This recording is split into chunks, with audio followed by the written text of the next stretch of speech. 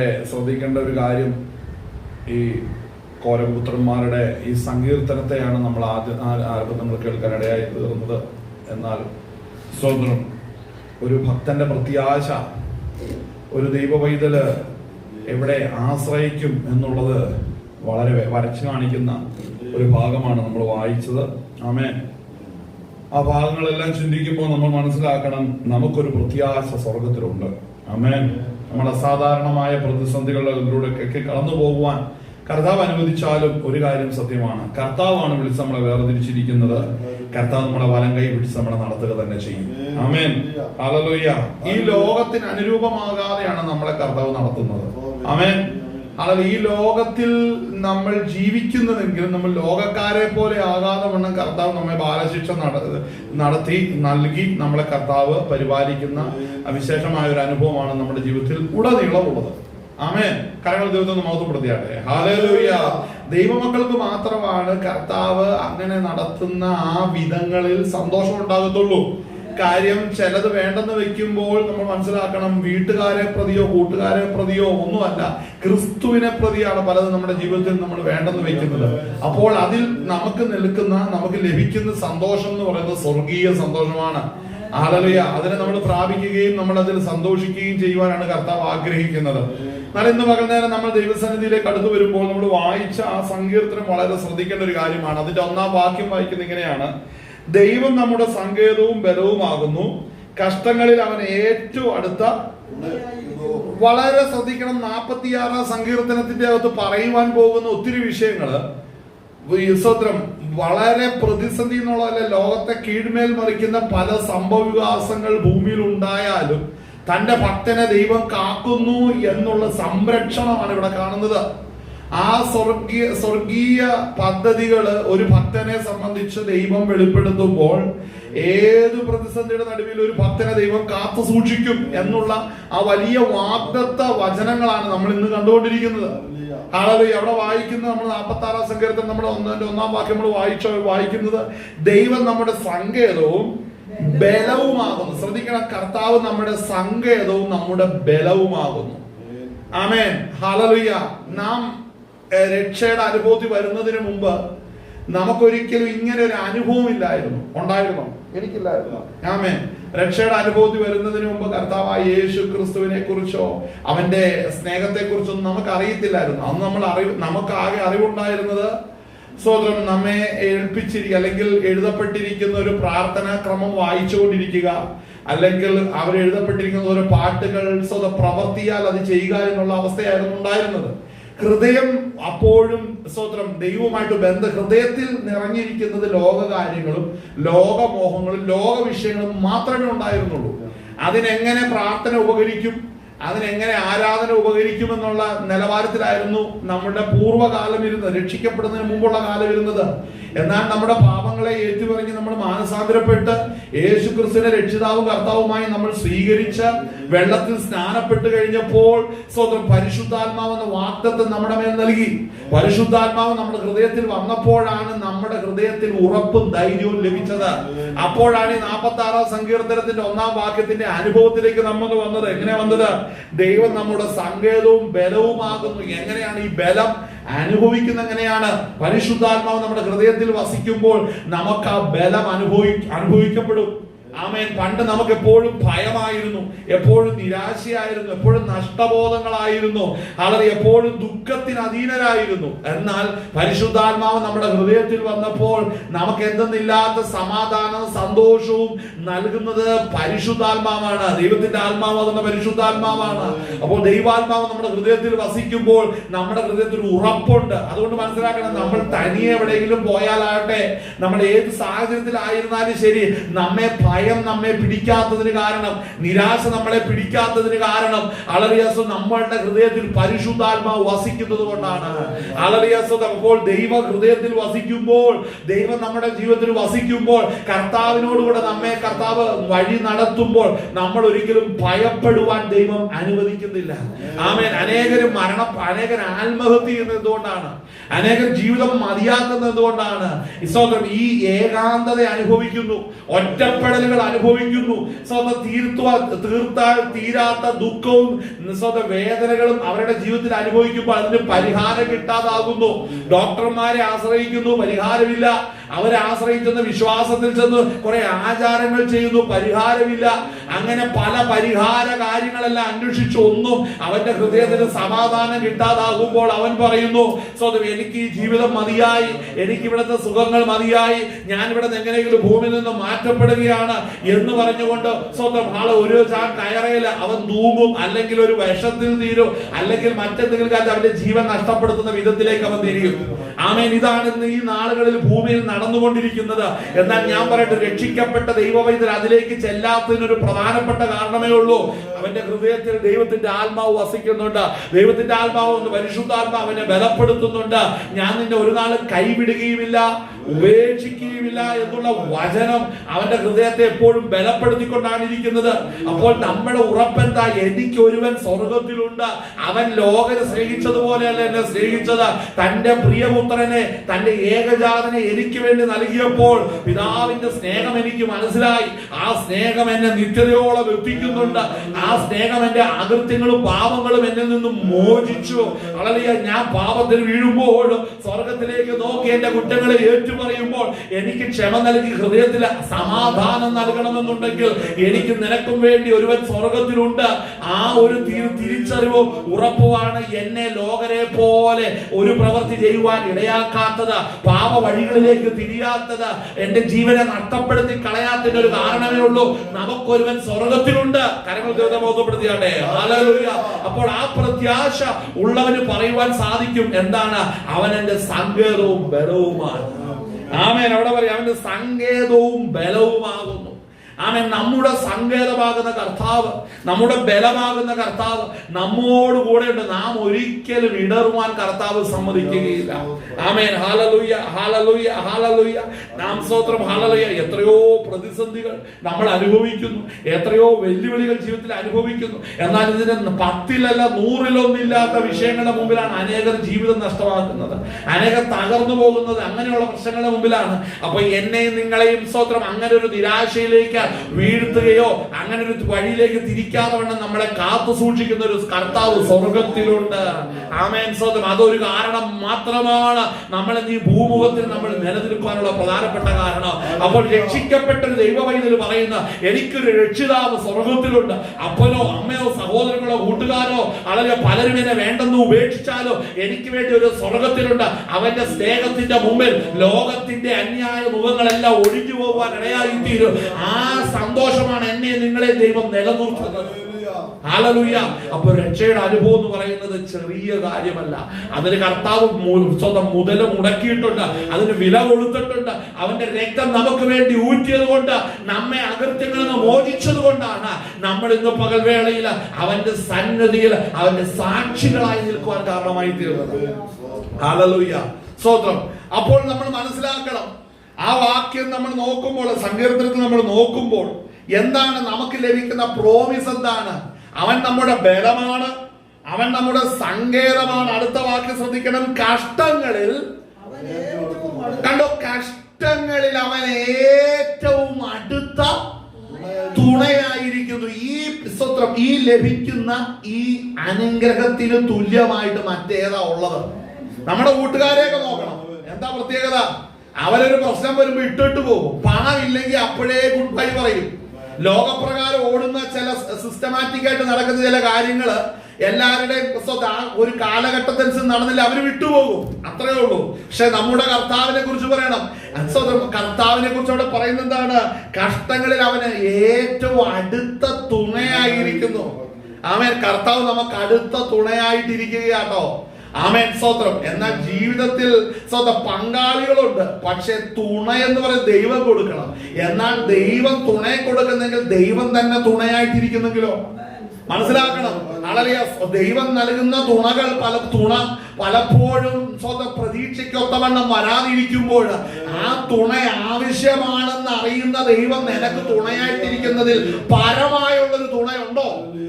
Hallelujah. അപ്പോൾ മനസ്സിലാക്കണം, കർത്താവ് നമുക്ക് നൽകുന്ന സംരക്ഷണം, കാവല്, നമുക്ക് നൽകുന്ന ആശ്വാസം എത്ര അധികമാണ്.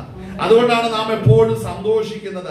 കടഭാരത്തിന്റെ നടുവിലും പലവിധമായ വെല്ലുവിളികളുടെ നടുവിലും ഇല്ലായ്മകളുടെ നടുവിലെല്ലാം നമ്മൾ തളർന്നു പോകാതെ നിൽക്കുന്നൊരു കാര്യം, നമുക്കൊരു തുണയായ ഒരുവൻ സ്വർഗത്തിലുണ്ട്.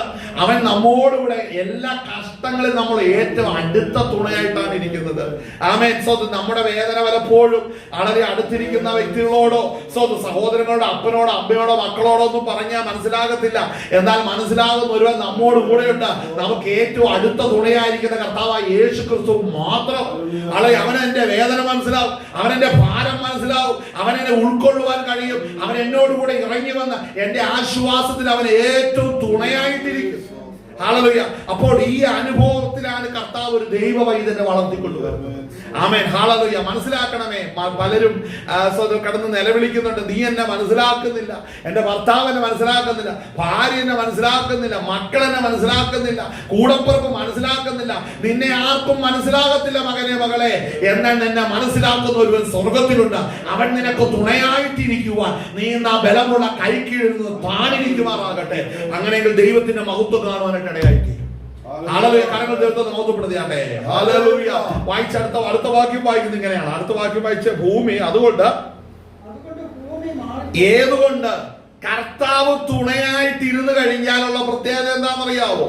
കർത്താവ് ഏറ്റവും അടുത്ത തുണയായിട്ടിരുന്നാലുള്ള പ്രത്യേകത അതുകൊണ്ട് സ്തോത്രം ഭൂമി മാറിപ്പോയാലും സമുദ്രമധ്യേ വീണാലും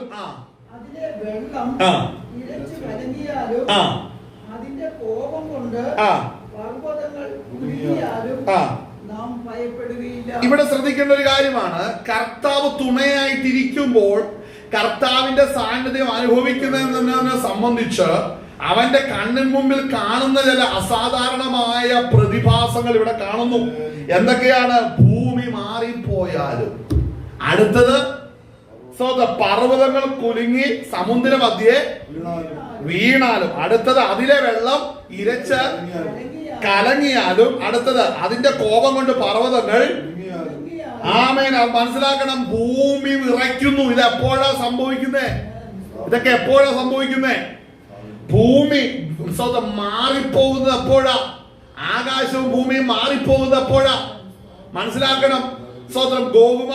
യുദ്ധവും കഴിഞ്ഞു കഴിയുമ്പോൾ, വെള്ള സിംഹാസന ന്യായവിധി വെക്കുമ്പോൾ, സകല മനുഷ്യരും ആബാലവൃദ്ധവും ജനവും എവിടെ വന്ന് നിൽക്കും? വെള്ള സിംഹാസനത്തിന് മുമ്പിൽ വന്ന് നിൽക്കും.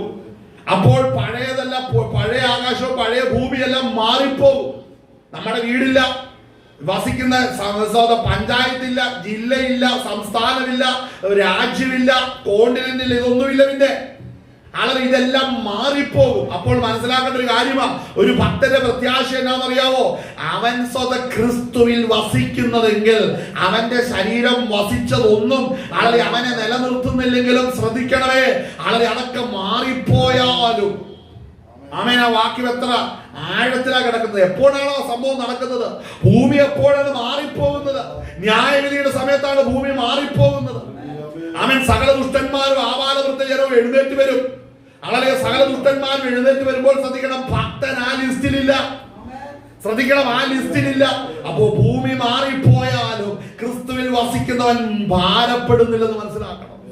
Hallelujah, hallelujah. നമ്മൾ തേജസ്സിന്റെ സിംഹാസനത്തിന് മുമ്പിൽ നമ്മൾ ഓരോ വിശുദ്ധന്മാരും നമ്മുടെ ശരീരത്തിൽ ഇരുമ്പോൾ ചെയ്ത് നല്ലതായാലും തീയതായാലും ഒരു ഒത്തവണ്ണം പ്രാപിക്കേണ്ടതിന് കർത്താവിന്റെ തേജസ്സിന്റെ സിംഹാസനത്തിന് മുമ്പാകെ നമ്മൾ വരുവാൻ ഇടയായിത്തീരും. അങ്ങനെ നമ്മൾ പ്രതിഫലങ്ങളെ കർത്താവ് വീതിച്ച് നമ്മളും പ്രാപിച്ച് അവരോടുകൂടി ഇരിക്കും. എന്നാൽ വെള്ള സിംഹാസനത്തിൽ ഒരു പ്രതിഫലവും കൊടുക്കുന്നില്ല. അവിടെ ശിക്ഷ വിധിച്ച് അവന്റെ നിത്യ നരകത്തിലേക്ക് തള്ളിക്കളയുകയാണ്. അവൻ ഇവിടെ ചെയ്യുന്ന നേർച്ച കാഴ്ചകൾ ദൈവം ചോദിക്കുന്നില്ല, ദാനധർമ്മങ്ങൾ ചോദിക്കുന്നില്ല. നല്ലവനാണെന്നും പറഞ്ഞ് പുറമേ ദുഷ്ടത പ്രവർത്തിച്ചു അകമേ നല്ലത് പ്രവർത്തിച്ചൊക്കെ ഇരുന്ന ഒന്നും പോകുന്നില്ല. രക്ഷകനാകുന്ന കർത്താവായ യേശു ക്രിസ്തുവിൽ വീണ്ടും ജനനം പ്രാപിക്കാത്തവരെല്ലാം ലിസ്റ്റും പ്രകാരം പുറത്ത് തന്നെയാണ്. ഹല്ലേലൂയ. അപ്പോൾ ശ്രദ്ധിക്കണം, കർത്താവ് നമുക്ക് വേണ്ടി ചെയ്തിരിക്കുന്ന എത്രയോ ശ്രേഷ്ഠമായ കാര്യമാണ്. അപ്പോൾ ശ്രദ്ധിക്കണം, ഭൂമി മാറിപ്പോയാലും, വായിച്ചാട്ടെ, ഭൂമി പർവ്വതങ്ങൾ കുലുങ്ങി സമുദ്രമധ്യേ വീണാലും, വെളിപ്പാട് പുസ്തകം നമ്മൾ നോക്കുമ്പോൾ അവിടെ പിന്നെ മലയൊന്നും കാണാതെയാകുന്ന ഒരു അനുഭവത്തിലേക്ക് വരുന്നുണ്ട്. ഹല്ലേലൂയ. 6-ാം മുദ്ര പൊട്ടിച്ച് സ്തോത്രം കാഹളങ്ങളും കലഹസങ്ങളും എല്ലാം അത് റിവീൽ ചെയ്യുന്ന സമയത്ത് പിന്നെ പർവ്വതങ്ങൾ അവിടെ കണ്ടില്ലെന്ന് പറയുന്നു. അപ്പൊ അത്രമേലുള്ള ഭയങ്കര ഭൂമി കുലുക്കങ്ങൾ മഹോദര കാലഘട്ടത്തിൽ ദൈവം ഒരുക്കി വെച്ചിട്ടുണ്ട്. അത് ഈ ഭൂമിയുടെ മേൽ അഴിച്ചു വീഴുന്ന സമയത്ത് കാണപ്പെടുന്ന ഒരു പർവ്വതങ്ങളല്ല, എല്ലാ പർവ്വതങ്ങളും നിരന്ന് സമനിലമായി തീരുന്ന ഒരു കാലഘട്ടം വരാൻ പോവുകയാണ്. അപ്പോൾ മനസ്സിലാക്കണം, ക്രിസ്തുവിൽ വസിക്കുന്ന ഭക്തന്റെ കണ്ണിന്റെ മുമ്പിൽ മലകളും പർവ്വതങ്ങളും സമനിലമായി തീരുന്നത് കണ്ടാലും അവൻ ഭയപ്പെടുന്നില്ല. കാരണം കർത്താവ് അവന് തുണയായിട്ടുണ്ട്. മനസ്സിലാക്കണം, കർത്താവ് അവന് തുണയായിട്ട് ഉണ്ട്. അതുകൊണ്ട് അവൻ ഭയപ്പെടുകയില്ല. ആമേൻ. അടുത്ത വാക്യം വായിച്ചാട്ടെ. സ്തോത്രം. അടുത്ത വാക്യം വായിച്ചാട്ടെ. അതിലെ വെള്ളം ഇരച്ചു കലങ്ങിയാലും അതിന്റെ കോപം കൊണ്ട് പർവ്വതങ്ങൾ കുലുങ്ങിയാലും നാം ഭയപ്പെടുകയില്ല. ശ്രദ്ധിക്കേണ്ട ഒരു കാര്യമാണ്, ഇവയൊന്നിനാലും സ്തോത്രം ഭയപ്പെടുകയില്ല. ആമേൻ. ഇവയൊന്നിനാലും ഭയപ്പെടുകയില്ല. അപ്പോൾ ലോകം തരുന്ന സമാധാനമല്ല ഞാൻ നിങ്ങൾക്ക് നൽകിയേച്ചു പോകുന്നത്. ആമേൻ. അപ്പൊ ആ സമാധാനം നമ്മളിൽ വസിക്കുക എന്ന് പറഞ്ഞാൽ പരിശുദ്ധാത്മാവ് നമ്മളിൽ വസിച്ച് പരിശുദ്ധാത്മാവിനാൽ ക്രിസ്തു മുഖാന്തരം നമ്മളിൽ ഉളവാക്കപ്പെട്ട നിത്യസമാധാനം നമ്മുടെ ഹൃദയത്തിൽ വസിക്കുമ്പോൾ ഇവയൊന്നും നമ്മുടെ കൺമുമ്പിൽ കണ്ടാൽ നമ്മൾ തളരുകയില്ല, പതറുകയില്ല. ആമേൻ. അപ്പോൾ ആ വലിയ പ്രൊട്ടക്ഷൻ ആണ് കർത്താവ് നമുക്ക് നൽകുന്നത്. ആമേൻ. വായിച്ചാട്ടെ. ആമേൻ. സ്തോത്രം. ആ ഭാഗം വായിച്ചേ. ഒരു നദിയുണ്ട്, അതിന്റെ തോടുകൾ ദൈവനഗരത്തെ അത്യുന്നതന്റെ വിശുദ്ധ നിവാസത്തെ തന്നെ സന്തോഷിപ്പിക്കുന്നു. ദൈവം അതിന്റെ മധ്യമുണ്ട്, അത് കുലുങ്ങി പോകുകയില്ല. ദൈവം അധികാരത്ത് തന്നെ അതിനെ സഹായിക്കും. ജാതികൾ ക്രുദ്ധിച്ചു, രാജ്യങ്ങൾ കുലുങ്ങി, അവൻ തന്റെ ശബ്ദം കേൾപ്പിച്ചു, ഭൂമി ഉരുകിപ്പോയി. ഇവിടെ ശ്രദ്ധിക്കേണ്ട ഒരു കാര്യമാണ്, ആ വാക്യം വളരെ ശ്രദ്ധിക്കണം. അവിടെ ആ പദത്തിന്റെ അകത്ത് ശ്രദ്ധിക്കണം, ജാതികൾ ക്രുദ്ധിച്ചു, രാജ്യങ്ങൾ കുലുങ്ങി. ഇവിടെ ശ്രദ്ധിക്കണം, രണ്ട് കാര്യങ്ങൾ സംഭവിച്ച ശേഷമാണ് ദൈവശബ്ദം വെളിപ്പെടുകയുള്ളൂ. പരസ്യമായ ദൈവശബ്ദം വെളിപ്പെടുന്ന എപ്പോഴാണ്? ഒന്ന് ജാതികൾ ക്രുദ്ധിക്കണം, അടുത്ത രാജ്യങ്ങൾ കുലുങ്ങണം. അപ്പോൾ എന്ത് സംഭവിക്കും? അവൻ തന്റെ ശബ്ദം കണ്ടോ? അപ്പോൾ മനസ്സിലാക്കണം, ഇന്ന് പാപമനുഷ്യന്റെ പാപ സ്വഭാവം വളരെ വർദ്ധിച്ചോണ്ടാണ് ഇരിക്കുന്നത്. അതൊട്ടും കുറയുന്നില്ല, വർദ്ധിച്ചോണ്ടായിരിക്കുന്നത്. ഈ 2025 തുടങ്ങി ആഴ്ചകൾക്കുള്ളിൽ കൊലപാതക പരമ്പരകൾ തന്നെയാണ്. ചുമ്മാ കൊല്ലുന്ന വളരെ വിചിത്രമായ കാര്യങ്ങളാണ് നടന്നുകൊണ്ടിരിക്കുന്നത്. കേരളത്തിലെ കാര്യം തന്നെ അല്ലേ? അപ്പോൾ വളരെ പാപം വളരെ പെരുകിക്കൊണ്ടിരിക്കുന്നു.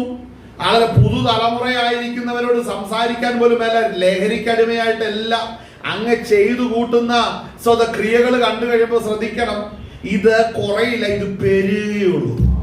ആമേൻ. കാരണം എന്നാ? ദൈവശബ്ദം വെളിപ്പെടുന്നതിന് മുമ്പ് ഇവിടെ ചിലരുടെ ശബ്ദം വളരെ പെരുകണം. അനേക കുറ്റമില്ലാത്ത രക്തങ്ങൾ നിലവിളിക്കണം. അത് ഭൂമിയിൽ നിന്ന് ഹാബേലിനെ പോലെ നിലവിളിക്കണം. എന്നാൽ ഹാബേലിന്റെ രക്തത്തെക്കാൾ ഗുണകരമായി സംസാരിക്കുന്ന ഒരു രക്തം എവിടെയുണ്ട്? നമുക്ക് സ്വർഗത്തിലുണ്ട്. ആ രക്തത്തിൽ നിന്ന് നമുക്ക് പാപമോചനം കർത്താവ് നമുക്ക് നൽകിയിരിക്കുകയാണ്. ആമേൻ. അപ്പോൾ രാജ്യങ്ങൾ കുലുങ്ങി, വംശം അവിടെ വായിക്കുന്നതാണ്, അവൻ ജാതികൾ ക്രുദ്ധിച്ചു, രാജ്യങ്ങൾ കണ്ടോ? ജാതികൾ, അല്ലെങ്കിൽ അവിടെ വായിക്കുന്നത് ജാതികൾ ക്രുദ്ധിച്ചു. അപ്പോൾ അത് തമ്മിൽ രാഷ്ട്രങ്ങൾ തമ്മിൽ, ജാതികൾ ജാതികളോട് മത്സരിക്കുമ്പോൾ ഇതിന് ശേഷമാണ് ദൈവത്തിന്റെ കോപം വെളിപ്പെടുന്നത്. അപ്പോൾ മഹോദര കാലഘട്ടം വരുന്നതിന് മുമ്പ് ഈ ഭൂമിയിലെ സകല മനുഷ്യരും അവരിൽ വിരിക്കുന്ന പാപം പൂർണ്ണ തോതിൽ പുറത്തു വരണം. പൂർണ്ണ തോതിൽ പാപ സ്വഭാവം പുറത്തു വരണം. പാപ സ്വഭാവം പുറത്തു വന്നതിന് ശേഷം മാത്രമാണ് അവർക്ക് ദൈവത്തിന്റെ കോപത്തിന് മുമ്പിൽ ഒരുക്കപ്പെടാൻ കഴിയത്തുള്ളൂ. വെറുതെ ഇരിക്കുന്നവരുടെ മുമ്പിലല്ല ദൈവക്രോധം വരുന്നത്. മനുഷ്യൻ അതിനെ പ്രാപ്തമായി കഴിയുമ്പോഴാണ് മഹോദരം സ്റ്റാർട്ട് ചെയ്യുന്നത്.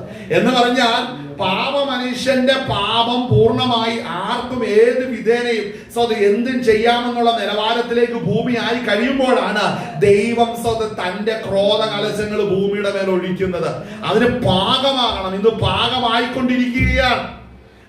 പാകമായിക്കൊണ്ടിരിക്കുകയാണ്. നമുക്കറിയാവുന്നൊരു കാര്യമുണ്ട്, പാലൊക്കെ തിളച്ചു പോകുന്ന സമയത്ത് അത് പൂർണ്ണമായി തിളച്ചു വന്നു കഴിയുമ്പോൾ, അല്ലെ കഞ്ഞിയും പാലൊക്കെ ആണെങ്കിൽ വന്നു കഴിയുമ്പോൾ അതിന്റെ മൂടി വെച്ചിരിക്കുന്ന മൂട അത് തിളച്ച് പുറത്തു വരും അല്ലെ. അപ്പൊ അതുവരെ അത് പാൽ അല്ലെങ്കിൽ മറ്റെന്തെങ്കിലും അത് തിളപ്പിക്കാൻ വെച്ച് കഴിഞ്ഞാൽ ആരംഭ ദശയിൽ തണുത്തായിരിക്കുന്നു. അപ്പൊ ഒന്നും തിളച്ചു പോകില്ല. തിളയ്ക്കാനുള്ള അവസരം എന്തെന്ന് അടി നടന്നോടുക്കുക. തീ അകത്ത് കിടപ്പുണ്ട്.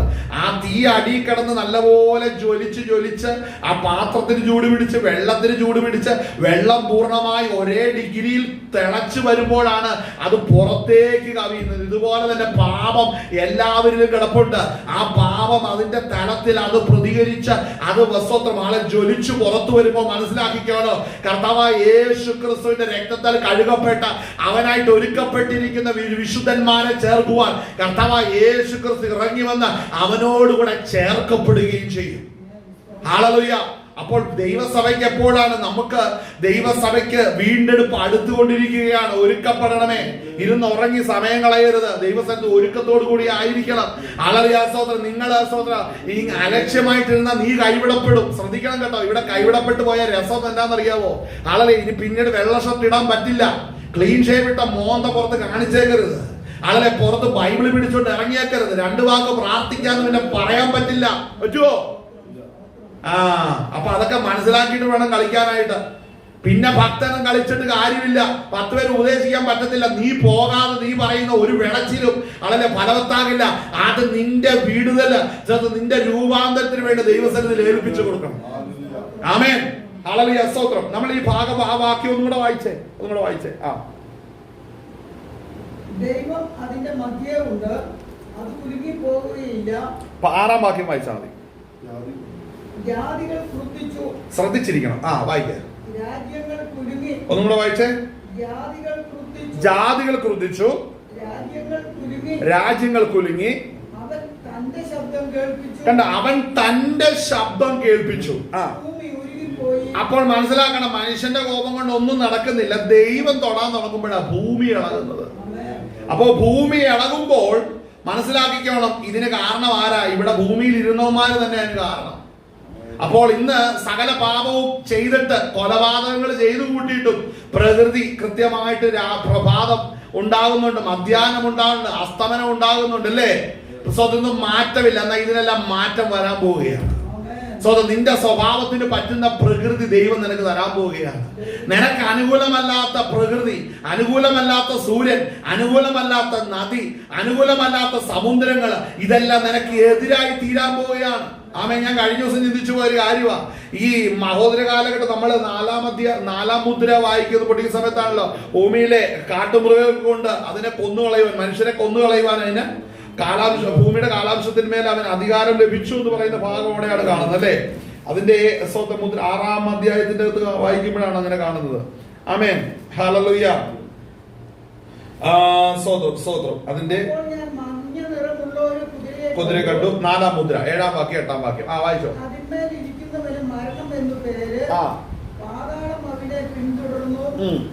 അവർക്ക് വാളുകൊണ്ടും ക്ഷാമം കൊണ്ടും മഹാവ്യാധി കൊണ്ടും ഭൂമിയിലെ കാട്ടുമൃഗങ്ങളെ കൊണ്ടും കൊന്നുകളയുവാൻ ഭൂമിയുടെ കാലാംശത്തിന്മേൽ അധികാരം ലഭിച്ചു. ഇവിടെ ശ്രദ്ധിക്കേണ്ട ഒരു കാര്യമാണ്, ഭൂമിയുടെ മേൽ വരുവാനിരിക്കുന്ന ന്യായവിധിയുടെ സമയത്ത് സ്തോത്രം ഓരോ കാര്യങ്ങൾ ആ വാക്ക് 4-ാം മുദ്രയെ കുറിച്ച്, മഞ്ഞ നിറമുള്ള കുതിരയെ കണ്ടു, അതിന്മേൽ ഇരിക്കുന്നവന് മരണം എന്ന് വരും. അപ്പൊ മരണത്തിന്റെ ശക്തി ഈ ഭൂമിയിൽ ഇറങ്ങി വരും എന്ന് പറഞ്ഞാൽ മനസ്സിലാക്കണം, സ്തോത്രം, മരണത്തിന്റെ ദൂതൻ ഇറങ്ങി വന്നു കഴിഞ്ഞാൽ എന്തൊക്കെ സംഭവിക്കും? അവിടെ നടക്കുന്ന കാര്യം എന്താണ്? അവിടെ വരുന്നത് എന്താണ്? അവർക്ക് വാളുകൊണ്ടും ക്ഷാമം കൊണ്ടും മഹാവ്യാധി കൊണ്ടും ഭൂമിയിലെ കാട്ടുമൃഗങ്ങളെ കൊണ്ടും. അപ്പൊ ഏതൊക്കെ കാര്യമാണ്? അവർക്ക് വാള്, യുദ്ധം കൊണ്ടും ക്ഷാമം കൊണ്ടും രോഗം കൊണ്ടും. ഇത് 3ഉം കൊണ്ട് ഇന്ന് പല വിധത്തിൽ മനുഷ്യർ തീർന്നുകൊണ്ടിരിക്കുക. രോഗങ്ങൾ വന്ന് അനേകരെ നക്കി തുടച്ചു പോവുക. ആർക്കും ഒരു പേര് പോലും കണ്ടുപിടിക്കാൻ മേലാത്ത കാലത്തിലാണ് ഇരിക്കുന്നത്. ആമേൻ. ഹല്ലേലൂയ. അതിനിപ്പോ പ്രതിരോധന കുത്തിവെപ്പുമില്ല, അതിനുവേണ്ടി ഒന്നും ഇടുന്നുമില്ല. ചാകേണ്ടവൻ ചാകുന്നു, ജീവിക്കേണ്ടവൻ ജീവിക്കുന്നു. ആ അവസ്ഥയിലേക്ക് ഇപ്പൊ കാര്യങ്ങൾ എത്തിയേക്കുവാണ്. ഗവൺമെന്റ് എല്ലാം പറയുന്നത് സോദരം അവര് എല്ലാ സംരക്ഷണവും ചെയ്യുന്നുണ്ടോ, നടക്കുന്നുണ്ടെന്ന്. ഞാൻ ചോദിക്കട്ടെ, നിങ്ങൾ എവിടെയെങ്കിലും കണ്ടിട്ടുണ്ടോ ഏതെങ്കിലും വകുപ്പ് മന്ത്രിയാണെങ്കിൽ ഒരു കടന്നു വന്ന് വൈറസിനെ കൈകൊണ്ട് പിടിക്കുന്നത് കണ്ടിട്ടുണ്ടോ? വരുന്ന വൈറസിനോട് ഇന്ന് മുതൽ നീ കേരളത്തിന്റെ ബോർഡർ കടക്കുകയാണ്, ഞാൻ ഈ സ്റ്റേറ്റിന്റെ മിനിസ്റ്റർ ആണ്, അതുകൊണ്ട് എനിക്ക് ഇത്രയും പേരുടെ ആയുസിന്റെയും ജീവന്റെ മേലെ എനിക്ക് അധികാരമുണ്ട്, ആകയാൽ ഞങ്ങളുടെ ബോർഡർ കടക്കരുത്, നിന്നോട് ഞാൻ കൽപ്പിക്കുന്നു, ഇവിടെ വിട്ടുപോ. അങ്ങനെ ആരെങ്കിലും പറയുന്നത് കേട്ടിട്ടുണ്ടോ? ഇല്ല. അവൻ ആദ്യം വണ്ടി എടുത്ത് വിട്ടുപോകും.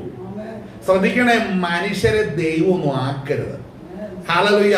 മനസ്സിലാക്കണം, മരുന്നിന് രക്ഷിക്കാൻ കഴിയാതെ രോഗങ്ങൾ അനേകരെ നക്കിത്തുടച്ച് പോകുമ്പോൾ എവിടെ പോയി? അപ്പോൾ മനസ്സിലാക്കണം, നമ്മൾ ആശ്രയിക്കേണ്ടത് സ്വന്തം ഇതിനെല്ലാം മീതെ ഒരുവൻ ഇരുന്ന് വസിക്കുന്നുണ്ട്.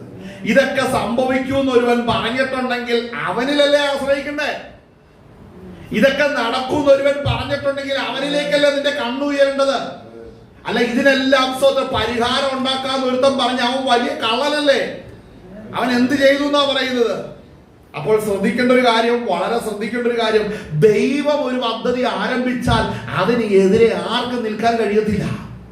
അപ്പോൾ ഏതൊക്കെ കാര്യമാണ് ഇവിടെ പറയുന്നത്? 4-ാം മുദ്ര പൊട്ടിക്കുന്ന സമയത്ത് അവിടെ കാണുന്നത്, ഒന്നാമത് കാണുന്ന കാര്യം അവിടെ വായിക്കുന്നത് എന്താണ്? ഒന്നാമത് സ്തോത്രം, മരണമെന്ന പാതാളം പിന്തുടർന്ന് വാളുകൊണ്ടും ക്ഷാമം കൊണ്ടും മഹാവ്യാധി കൊണ്ടും. ഇവിടെ ശ്രദ്ധിക്കണം, ഭൂമിയിലെ കാട്ടുമൃഗങ്ങളെ കൊണ്ട്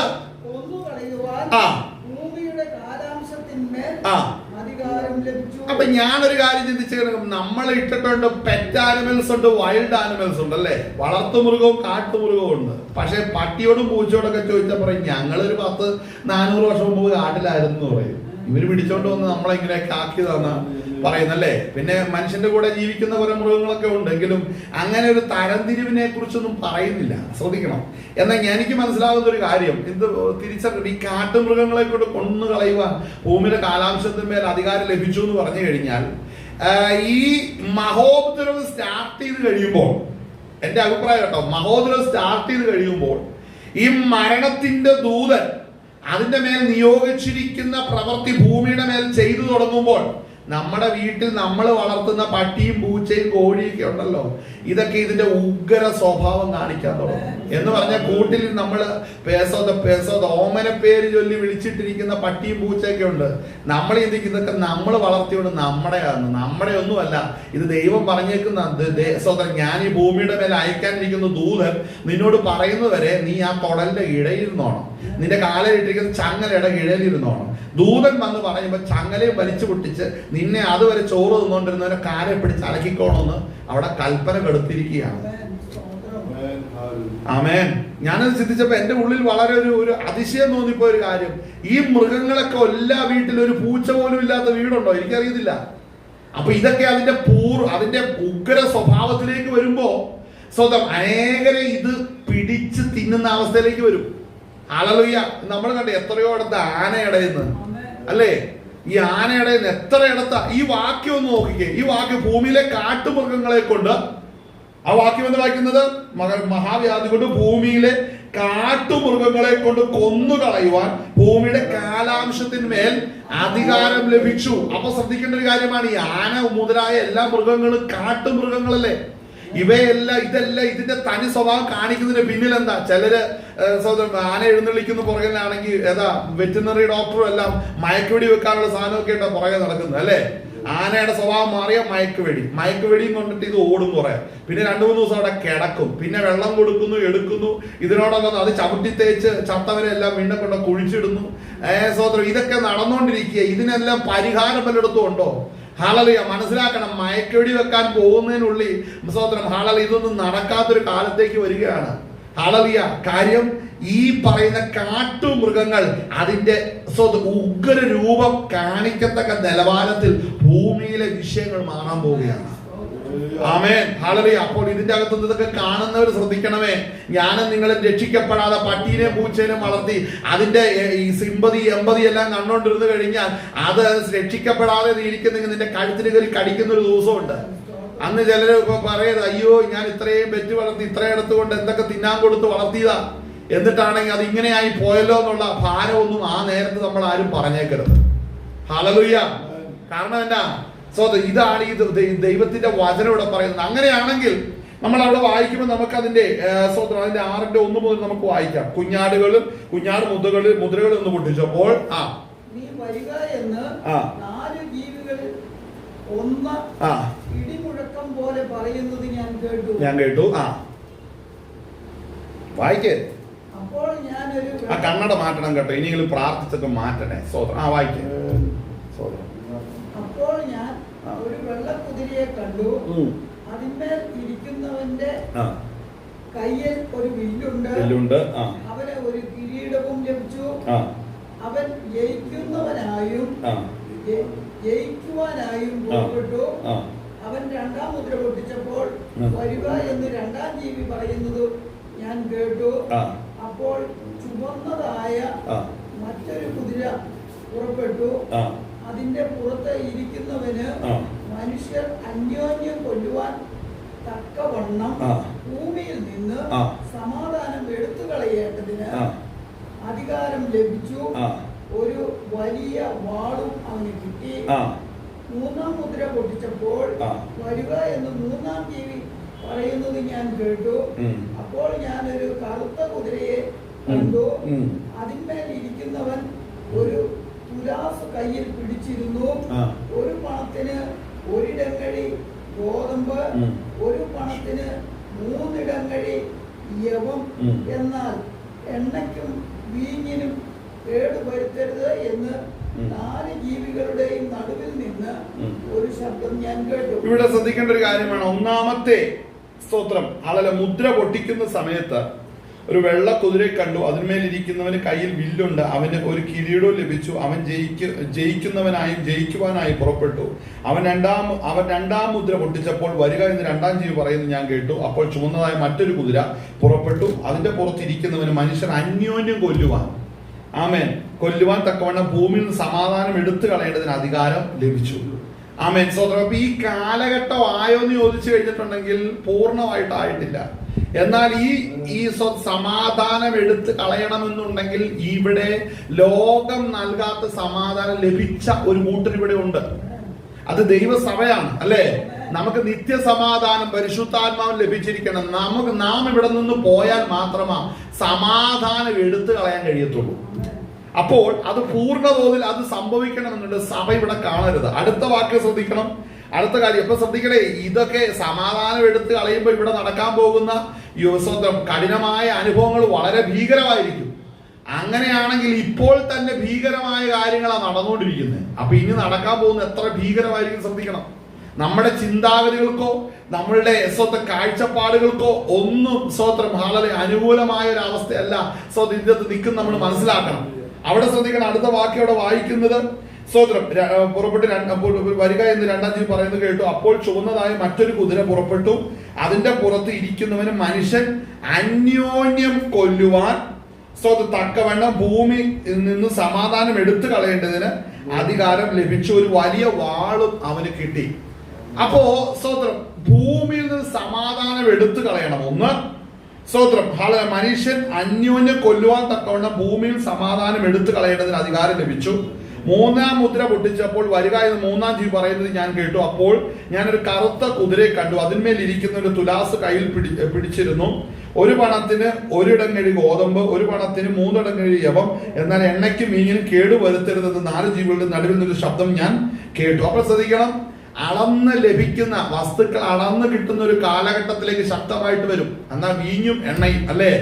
മെഡിസിൻസും ഉണ്ട്. അതുപോലെ തന്നെ അടുത്തത് എണ്ണ എന്ന് ഉദ്ദേശിക്കുന്നത് സകലവിധ ലൂബ്രിക്കൻസ് അല്ലെങ്കിൽ പറയുന്ന പെട്രോളിയം പ്രൊഡക്ട്സ് എല്ലാം ഉൾപ്പെടുന്നത് ഈ എണ്ണയുടെ കീഴിലാണ്. അപ്പോൾ മനസ്സിലാക്കണം, ഇതിനൊരു കുറവ് ഉണ്ടാകരുത്.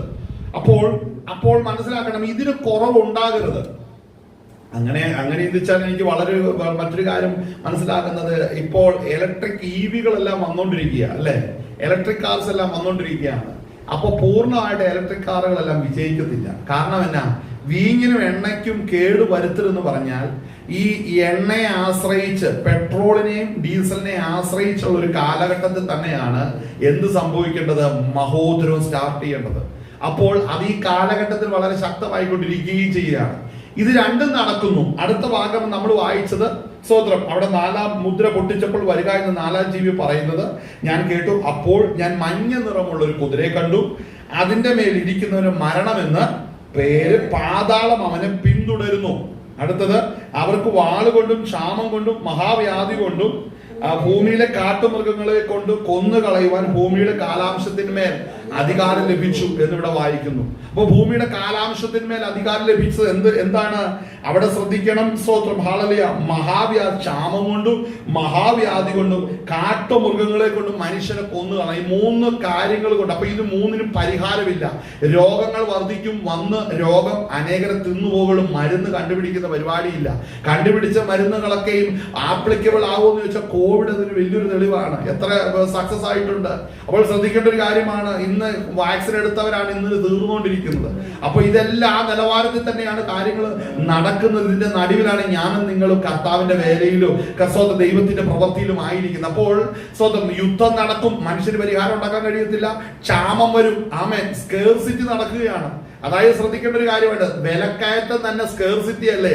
നമുക്കൊരു സാധനം ഉണ്ടെങ്കിൽ അത് മേടിക്കാൻ കാശില്ലെങ്കിൽ നമ്മൾ ക്ഷാമത്തിൽ തന്നെയല്ലേ.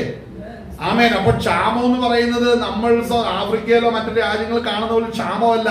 സാധനം അവിടെ ഇരിപ്പുണ്ട്, പക്ഷെ അതിന്റെ വില വളരെ അധികമാണ്. നമ്മളുടെ അനുദിനമുള്ള വരുമാനം അതിലും താന്നാണെങ്കിൽ നമുക്കത് മേടിക്കുവാൻ കഴിയത്തില്ല. അപ്പോൾ ക്ഷാമത്തിന്റെ അർത്ഥം ഇന്ന് അതാണ് നടക്കുന്നത്. സാധനമുണ്ട്, പക്ഷെ മേടിക്കാൻ കഴിയാത്ത നിലവാരത്തിൽ അതിന്റെ വില വർധനമാണ്. അപ്പൊ ഇനി വില വർധനവ് വളരെ വില വർധനവിലേക്ക് വരും.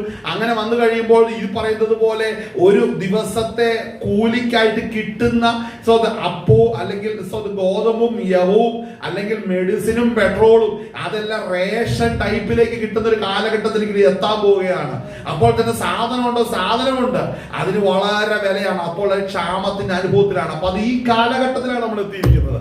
ആമേൻ, സ്തോത്രം. അടുത്ത വാക്യം നമ്മൾ ശ്രദ്ധിക്കുന്നത്, അവിടെ വായിക്കുന്നു, നമ്മൾ 4-ാമത്തെ മുദ്ര വായിക്കുന്നത് ക്ഷാമം കൊണ്ട്, വാളുകൊണ്ടും ക്ഷാമം കൊണ്ടും.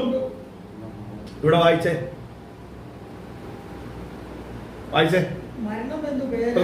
ഇവിടെ വായിച്ചേ ലൈവ് കണ്ടോണ്ടിരിക്കുക, വേഗം വായിക്കാം. വായിക്കാം. അപ്പോൾ ഞാൻ മഞ്ഞ നിറമുള്ള ഒരു കുതിരയെ കണ്ടു. അതിന്മേൽ ഇരിക്കുന്നവന് മരണം എന്നു പേര്. പാതാളം അവനെ പിന്തുടരുന്നു. അവർക്ക് വാളുകൊണ്ടും വാളുകൊണ്ടും ക്ഷാമം കൊണ്ടും മഹാവ്യാധി കൊണ്ടും കണ്ടോ, ഭൂമിയിലെ കാട്ടുമൃഗങ്ങളെ കൊണ്ടും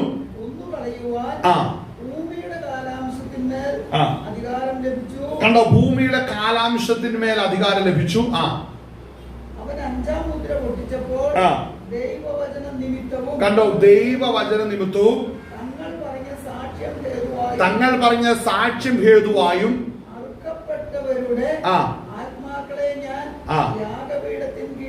കണ്ടോ, രക്തസാക്ഷികൾ അവിടെ കാണുകയാണ്. അപ്പോൾ ഈ കാലഘട്ടത്തിൽ അവർ പറഞ്ഞ സാക്ഷ്യഹേതുവായി അറക്കപ്പെടുന്നവരെ 5-ാം മുദ്ര പൊട്ടിക്കുന്ന സമയത്ത് അവിടെ കാണുന്ന ഒരു അവസ്ഥയിലേക്കാണ് എത്തുന്നത്.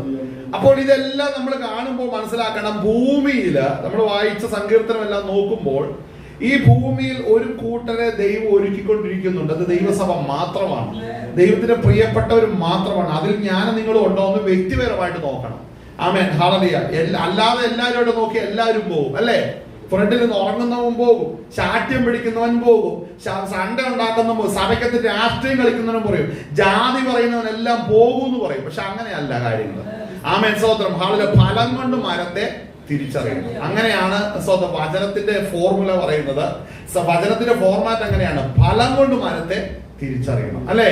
അപ്പോൾ നമ്മൾ നോക്കുമ്പോൾ എന്റെ റോമാലേഖനം 1-ാം അധ്യായത്തിലേക്ക് നമ്മൾ വരുമ്പോൾ ചില വാക്കുകൾ വായിച്ച് നമുക്ക് വേഗം നിർത്താം. റോമാലേഖനം 1-ാം അധ്യായം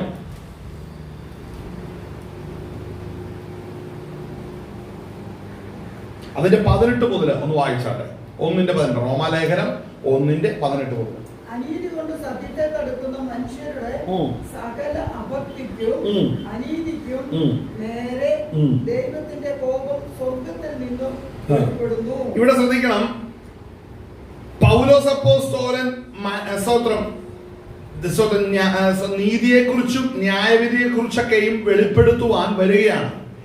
യേശുവിന്റെ രക്തത്താൽ നീതീകരിക്കപ്പെടുന്നു. കർത്താവ് വെച്ചിരിക്കുന്ന വ്യവസ്ഥയിലൂടെ മനുഷ്യർ രക്ഷ പ്രാപിക്കുമ്പോൾ മനുഷ്യർ പ്രാപിക്കുന്ന രക്ഷയ്ക്കകത്ത് ഉൾക്കൊണ്ടിരിക്കുന്ന ഘടകങ്ങളാകുന്ന നീതി, സത്യം, നിർമ്മലത, വിശുദ്ധീകരണം, അങ്ങനെയുള്ള ഒത്തിരി കാര്യങ്ങൾ പറയുന്നുണ്ട്. അതെല്ലാം പ്രാപിക്കുമ്പോൾ തന്നെ ലോകത്തിലേക്ക് ദൈവാത്മാവിന്റെ നിറവിൽ നോക്കുന്ന ഒരു അഭിഷിക്തൻ എന്താണ് കാണുന്നത്, ഈ ലോകം എങ്ങനെയാണെന്ന് സ്വതം ഇവിടെ വരച്ചു കാണിക്കുകയാണ് ഇവിടെ റോമാലേഖനത്തിന്റെ ആരംഭ അധ്യായങ്ങളിൽ നമ്മൾ കാണുന്നത്. വായിച്ച വാക്യത്തിലേക്ക് നമ്മൾ വരുമ്പോൾ, 1-ാം അധ്യായം അതിന്റെ 18-ാം വാക്യത്തിലേക്ക് നമ്മൾ വരുമ്പോൾ സ്വതന്ത്രം അവിടെ നമ്മളത് ഇച്ചിരി കൂടെ മനസ്സിലാക്കണമെന്നുണ്ടെങ്കിൽ അതിന്റെ 16 മുതൽ വായിക്കണം. 16 മുതൽ വായിച്ചേ. ഇവിടെ ശ്രദ്ധിക്കണം, സുവിശേഷത്തെ കുറിച്ച് എനിക്ക് ലജ്ജയില്ല. വിശ്വസിക്കുന്ന ഏവനും ആദ്യം യഹൂദനും പിന്നെ യവനനും രക്ഷയ്ക്കായി ദൈവശക്തി ആകുന്നുവല്ലോ. അടുത്തത്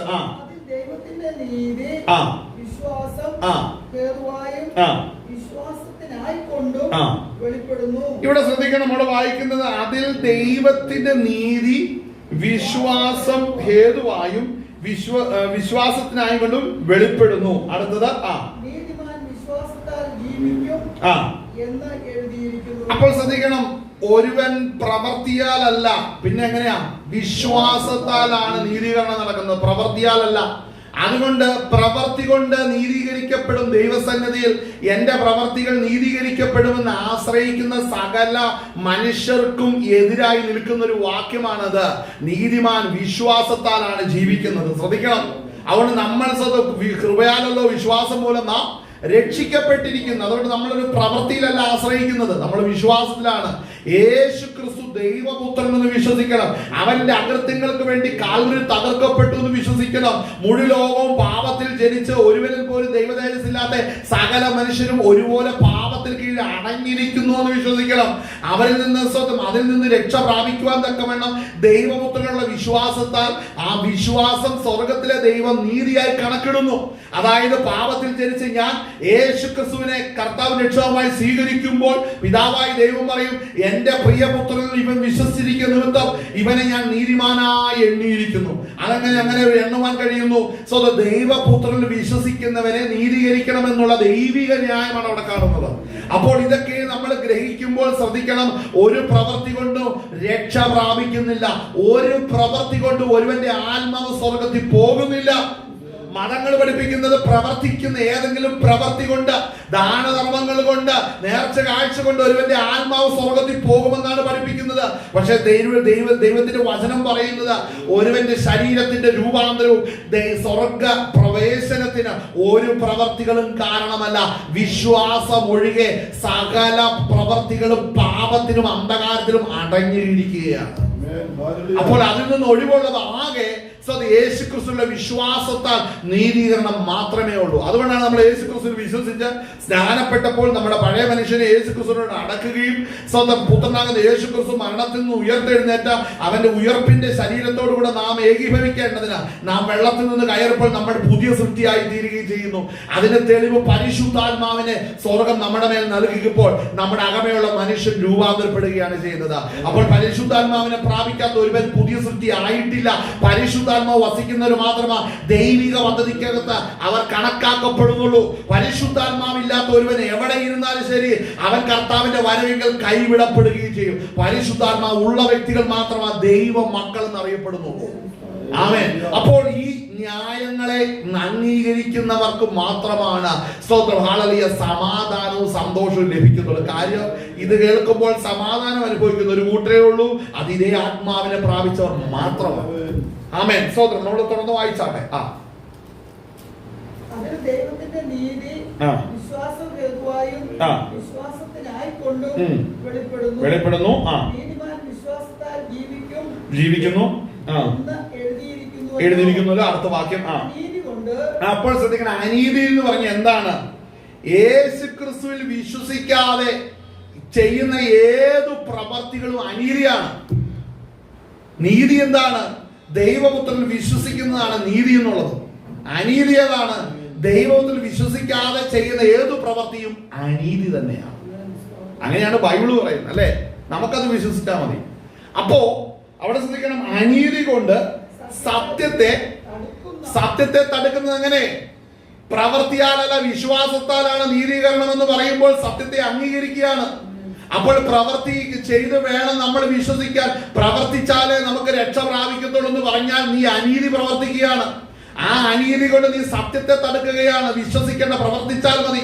വിശ്വാസം കൊണ്ട് കാര്യമില്ല, പ്രവൃത്തിയിലാണ് കാര്യമെന്ന് പറയുമ്പോൾ വിഷയമാണ്.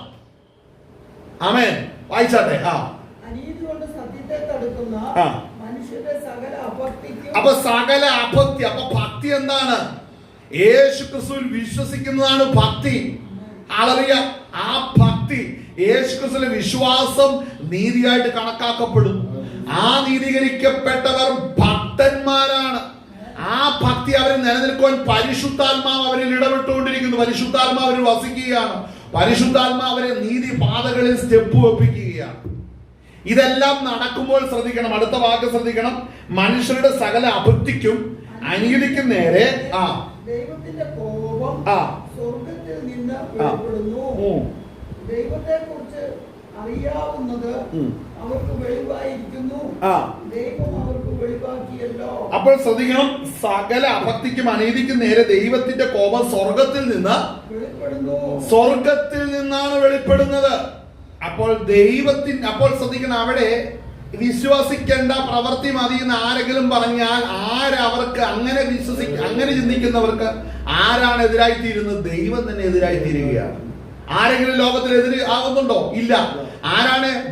സർവശക്തനാകുന്ന ദൈവം തന്നെ അവർക്ക് എതിരായി തീരുകയാണ് ചെയ്യുന്നത്. ആമേൻ. വായിച്ചാട്ടെ. ദൈവത്തെ കുറിച്ച് അറിയാവുന്നത് അവർക്ക് വെളിവായിരിക്കുന്നു. ദൈവം അവർക്ക് വെളിവാക്കിയല്ലോ. ദൈവം അവർക്ക് വെളിവാക്കിയല്ലോ. അവന്റെ നിത്യശക്തിയും ദിവ്യത്വവുമായി അവന്റെ അദൃശ്യ ലക്ഷണങ്ങൾ ലോക സൃഷ്ടി മുതൽ അവന്റെ പ്രവൃത്തികളാൽ ബുദ്ധിക്ക് തെളിവായി വെളിപ്പെട്ടു വരുന്നു. അവർക്ക് പ്രതിവാദമില്ലാതിരിക്കേണ്ടതിന് തന്നെ. വളരെ പ്രസക്തമായ ഒരു വാക്യമാണത്. അവന്റെ നിത്യശക്തിയും ദിവ്യത്വവുമായി അവന്റെ അദൃശ്യ ലക്ഷണങ്ങൾ. ശ്രദ്ധിക്കണം, ഈ അദൃശ്യ ലക്ഷണങ്ങൾ നമ്മൾ കാണുന്നുണ്ടോ? ഉണ്ടോ? നമ്മൾ ദൈവത്തിന്റെ സാന്നിധ്യം അനുഭവിക്കുന്നിടത്തൊക്കെ, അതായത് കർത്താവ് ഇറങ്ങി നമ്മോടുകൂടെ വസിക്കുക എന്ന് പറയുമ്പോൾ, ഇപ്പൊ നമ്മളിവിടെ ദൈവത്തെ ആരാധിക്കുമ്പോൾ ദൈവത്തിന്റെ ആത്മാവ് എവിടെയുണ്ട്? പരിശുദ്ധാത്മാവ് എവിടെയുണ്ട്? പരിശുദ്ധാത്മാവ് എവിടെയുണ്ട്? പരിശുദ്ധാത്മാവ് ഉണ്ടെങ്കിൽ പറഞ്ഞാൽ മതി. പരിശുദ്ധാത്മാവ് സ്വതം ഹല്ലേലൂയ വ്യക്തികളിൽ നമ്മളിൽ വസിക്കുന്നുണ്ടെങ്കിൽ പരിശുദ്ധാത്മാവ് നമ്മളിൽ വസിക്കുന്നുണ്ട്. അങ്ങനെ പറയുമ്പോൾ തന്നെ അടുത്ത ചോദ്യം, അപ്പോൾ കർത്താവായ യേശു ക്രിസ്തുവോ? പിതാവിന്റെ വലതുഭാഗത്തുണ്ട്. അപ്പൊ അങ്ങനെയാണെങ്കിൽ ഞാൻ ചോദിക്കട്ടെ, ഈ വാക്യം നമ്മൾ വായിക്കുന്നതിന് കൂടെ നമ്മൾ എപ്പോഴും വായിക്കുന്ന ഒരു വാക്യമാണ് കൊരിന്ത്യ ലേഖനം, അല്ലെ? കൊരിന്ത്യർക്ക് എഴുതിയ 2-ാം ലേഖനം. ഹല്ലേലൂയ.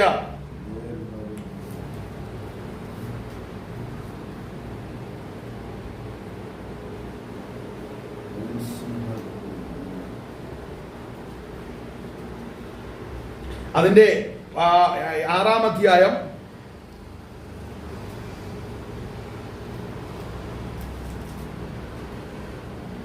അതിന്റെ 16-ാം വാക്യം മുതൽ വായിച്ചാട്ടെ.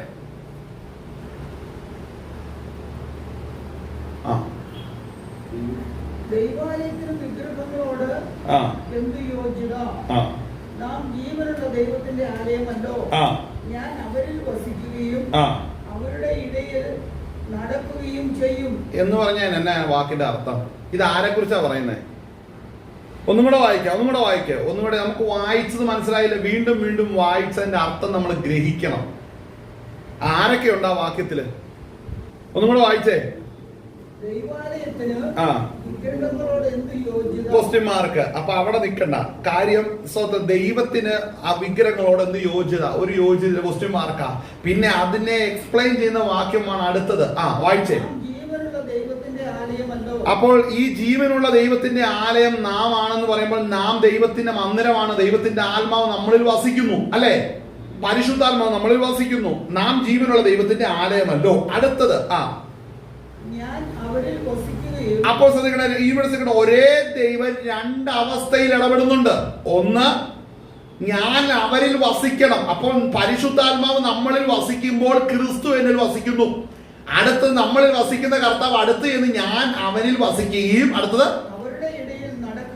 അപ്പോ അവരെന്ന് പറഞ്ഞ ആരാ? ദൈവം വസിക്കുന്നവർ എത്ര പേരുണ്ടോ അത്രയും പേര് ഒരുമിച്ച് വരുമ്പോൾ അവരുടെ ഇടയിൽ ആ വസിക്കുന്ന ദൈവം തന്നെ നടക്കുകയും ചെയ്യുന്നു.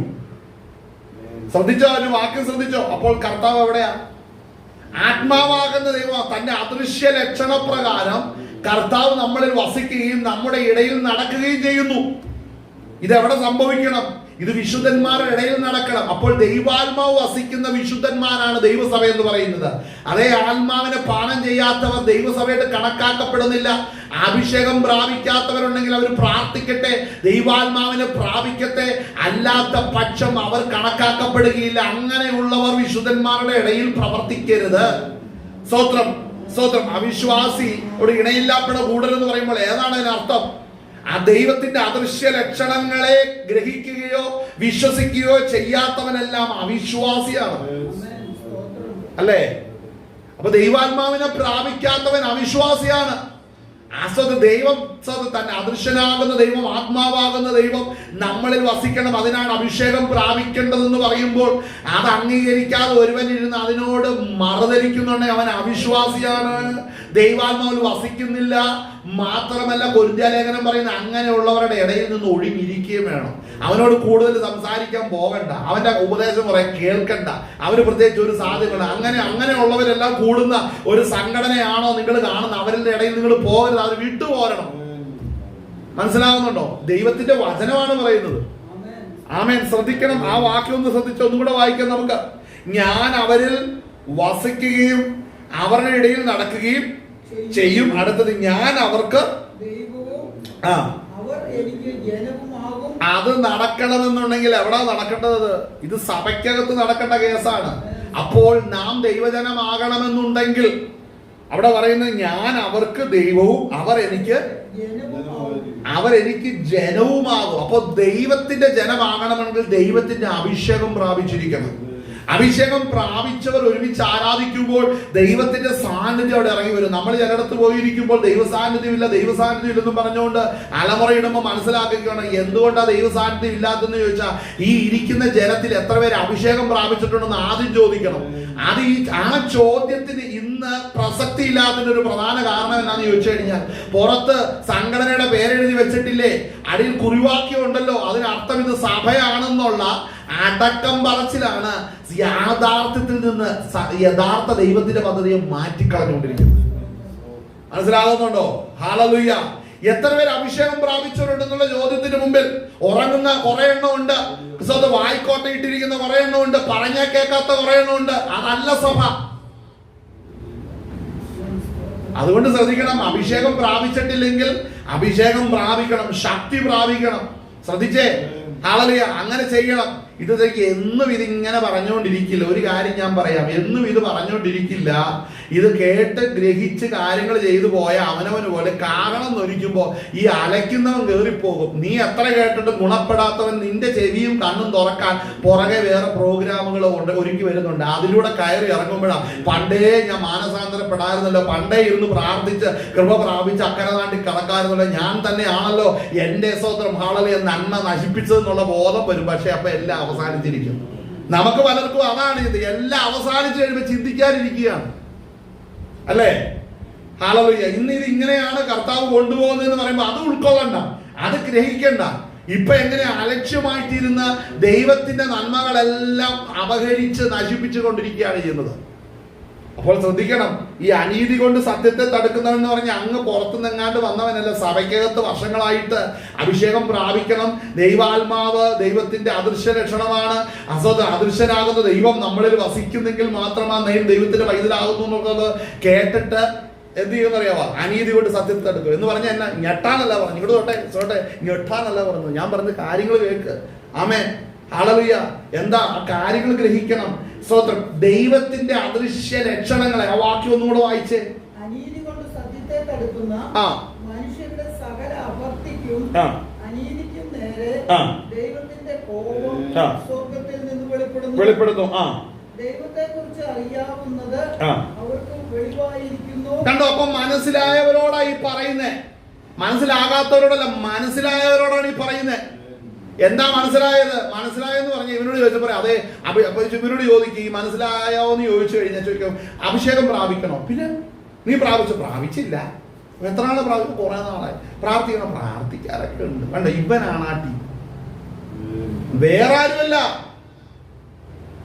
അവൻ അറിയാവുന്നവരോടാണ് ഈ പറയുന്നത്. ഇത് അറിയാം, ദൈവം അദൃശ്യനാണെന്നും ദൈവത്തിന്റെ ആത്മാവിനെ പ്രാപിച്ചവർ മാത്രമേ ദൈവത്തിന്റെ മക്കളാകുന്നുള്ളൂ, അഭിഷേകമുള്ളവനെ ദൈവത്തിന്റെ പദ്ധതിയിലേക്ക് നിൽക്കത്തുള്ളൂ എന്നുള്ള യാഥാർത്ഥ്യം അറിയാം, പക്ഷെ അനുസരിക്കത്തില്ല. ഒന്നുകൂടെ വായിച്ച സംശയം ഉണ്ടെങ്കിൽ നമ്മളെ കുറിച്ചൊക്കെയാ പറഞ്ഞേക്കുന്നത്. വായിച്ചേ. ദൈവത്തെക്കുറിച്ച് അറിയാവുന്നത് അവർക്ക് വെളിവായിരിക്കുന്നു. അടുത്ത് വെളിവാക്കിയല്ലോ. മനസ്സിലാകാത്ത ആരെങ്കിലും ഉണ്ടോ? ഇല്ല. ഇക്കണ്ട പ്രസംഗം മുഴുവൻ അതല്ലേ കേട്ടത്. ഒന്നും കേട്ടില്ലെങ്കിലും ചോദിക്കുമ്പോൾ പറയില്ല അഭിഷേകം പ്രാപിക്കണമെന്നായി കഴിഞ്ഞ കുറെ വർഷങ്ങളായിട്ട് പറയുന്നത്. അപ്പോ തിരിച്ചൊരു ചോദ്യം, അത് കേട്ട് വന്നിട്ട് നീ പ്രാപിച്ചോ? ഇല്ല. അതാണ് മറുപടി. അതെന്നെ പ്രാപിക്കത്തോ? ഞാൻ ഇങ്ങനെയൊക്കെ പോകല്ലേ, ഞാൻ ഇങ്ങനെയൊക്കെ ചെയ്യില്ല. അപ്പൊ നമ്മൾ തിരിച്ചൊരു ചോദ്യം ചോദിക്കുന്നത്, അല്ല നീ ഇതൊക്കെ അറിഞ്ഞിട്ട് എന്താ ഇങ്ങനെയൊക്കെ പോകുന്നു പറഞ്ഞു. ഇതിലൊന്നും വലിയ കാര്യമൊന്നും. കാര്യം യഥാർത്ഥത്തിൽ പറഞ്ഞാ ഇങ്ങനെ ഇത് പ്രാപിക്കാതിരിക്കുന്നവരെന്താണെന്നറിയാം, അവര് ശരിക്കും വിശ്വസിക്കുന്നില്ല ഈ ദൈവവചനത്തെ. അവര് ശരിക്കും ദൈവത്തിന്റെ വചനത്തെയോ ദൈവത്തിന്റെ വഴികളിലോ വിശ്വസിക്കുന്നില്ല. അതാണ് യാഥാർത്ഥ്യം. അവർ ചിന്തിക്കുന്നത് ഇതൊക്കെ ഇങ്ങനെ പോകും. അപ്പൊ പറയും മഹോദരം വരുന്നു, കർത്താവിനെ ഒരുക്കപ്പെട്ടിരിക്കുന്നവർ എടുക്കപ്പെടും, പിന്നീട് ഇവിടെ ന്യായവിധി. അതൊക്കെ വെറുതെയാണ്. ഞങ്ങൾ ഇവിടെ എത്ര വർഷമായിട്ടിരിക്കുന്നത്, ഇത് വെറുതെ. അടുത്ത ഞായറാഴ്ചയും കാണും, അടുത്ത വെള്ളിയാഴ്ചയും കാണും, ഈ ഇട മീറ്റിങ്ങും കാണും, പല മീറ്റിങ്ങും കാണും. ഇത്രയൊക്കെ ഉള്ളൂ. ഇത് ചിലർക്ക് ജീവിക്കാൻ വേണ്ടി ഒരുക്കി വെച്ചിരിക്കുന്ന കാര്യം. ഇതാണ് ഇവർ വിശ്വസിക്കുന്നത്. എന്തുകൊണ്ടാണ് ഇവരിത് വിശ്വസിക്കുന്നത്? ഇവരെന്നേക്ക് നശിച്ചു പോകേണ്ടതിന് അങ്ങനെ വിശ്വസിച്ചുകൊണ്ടിരിക്കുന്നത്. വേറെന്താ കാര്യം? ആ ബാക്കി ഒന്നുകൂടെ വായിച്ചോ. ദൈവത്തെക്കുറിച്ച് അറിയാവുന്നത് അവർക്ക് വെളിവായിരിക്കുന്നു. വെളിവാക്കിയല്ലോ. അടുത്തത് കണ്ട, ഇത് ശ്രദ്ധിക്കണം. അവന്റെ നിത്യശക്തി ദിവ്യത്വവുമായ കണ്ട, അവന്റെ അദൃശ്യ ലക്ഷണങ്ങൾ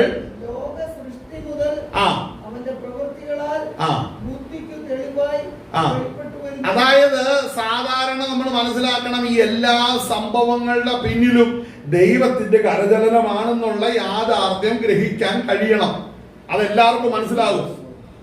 ഹല്ലേലൂയ, ഹല്ലേലൂയ. അല്ലാതെ ഇതിന്റെ പുറകെ ഒരു കൊക്കിന്റെ രൂപത്തിലിരിക്കുന്ന ദൈവമല്ല, മീനിന്റെ രൂപത്തിലിരിക്കുന്ന ദൈവമല്ല.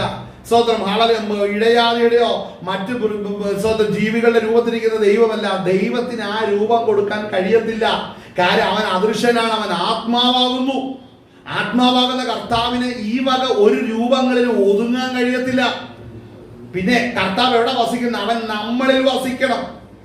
നമ്മളിൽ വസിക്കുന്നതിനെ പരിശുദ്ധാത്മാവിനാൽ.